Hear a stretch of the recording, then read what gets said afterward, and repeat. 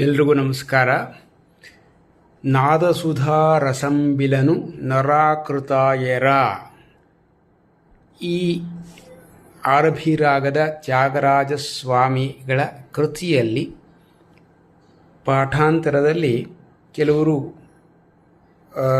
ನಾದಸುಧಾ ರಸಂಬಿಲನು ನರಾಕೃತಾಯರ ಮನಸ ಎಂಬುದಾಗಿ ಕೆಲವರು ಹೇಳ್ತಾರೆ. ಕೆಲವರು ನಾದಸುಧಾ ರಸಂಬಿಲನು ನರಾಕೃತಾಯರ ಪ್ರಣವ ನಾದಸುಧಾ ಎಂಬುದಾಗಿ ಹೇಳ್ತಾರೆ. ಇಲ್ಲಿ ಅರ್ಥದ ದೃಷ್ಟಿಯಿಂದ ಯಾವುದೇ ಒಂದು